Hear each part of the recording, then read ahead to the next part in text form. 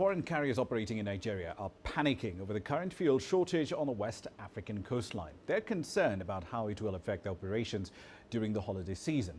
Nigeria is a major aviation market in West Africa, and it has been battling a fuel supply shortage for most of the year. Ghana has since become the aviation fuel hub for airlines, but it too is facing a similar challenge. Some airlines, in fact, have now started by going through Libreville in Gabon just in order to refuel. Sources say carriers may start to ration flights to Nigeria during the festive season, and that in turn could frustrate business tourism by raising the cost of domestic and international travel. Aviation fuel is a specialised petroleum-based product. It generally accounts for roughly 30% of an airline's operating costs. Let's get the latest details now from Sophia Dengo. She joins me now live from Abuja with more data on this story. Sophia, perhaps it would be fitting to answer this question by looking at the region's biggest carrier, Arik Air. How is it coping with this fuel shortage? How have operations there been affected?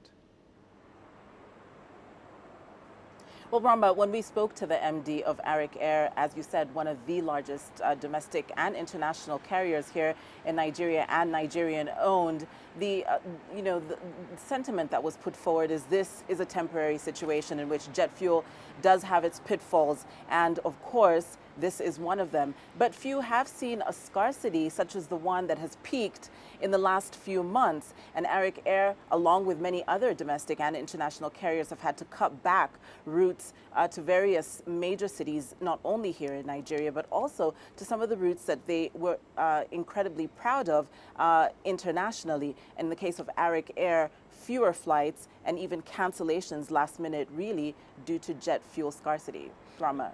Indeed. Emirates has also stopped flying to the international airport in Abuja a little earlier this year. Can you give us a sense of which other carriers as well, international carriers, have either reduced or completely stopped flying to and from Nigeria?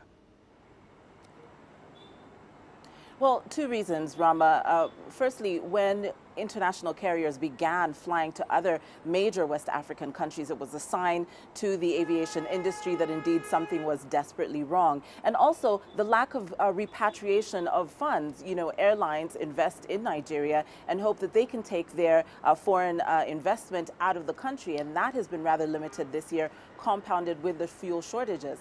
And so therefore, you see these carriers like Delta, American Delta pulling out, Iberia, and also Kenya Airways limiting its routes from here in Nigeria and solely rotating around the commercial hub of Lagos, much like many other carriers who are choosing to do so until there's a solution not only for the fuel shortage, but also to be able to repatriate the investments here. Rama.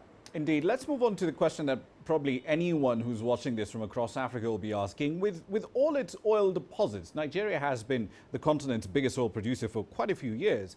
Why doesn't Nigeria refine all the Jet A1 it needs for domestic and regional use from its own oil resources?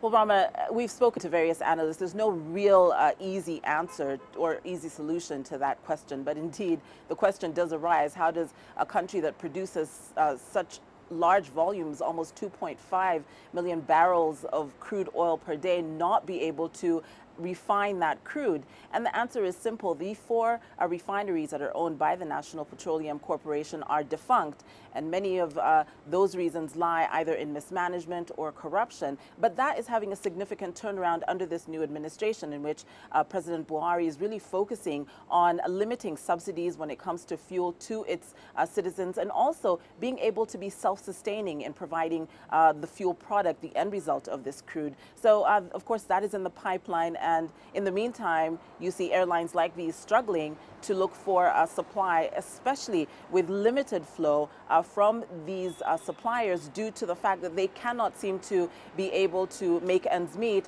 because of a shortage of foreign currency in the country. And so it goes on and on as we have understood it here in Nigeria. Rama? Indeed. One last question for you, Sophia. The aviation minister earlier in the year, he'd said that the refineries, two of those that you did mention, the one in Kaduna and the one in Port Harcourt, they would focus specifically on refining jet fuel. When will that happen?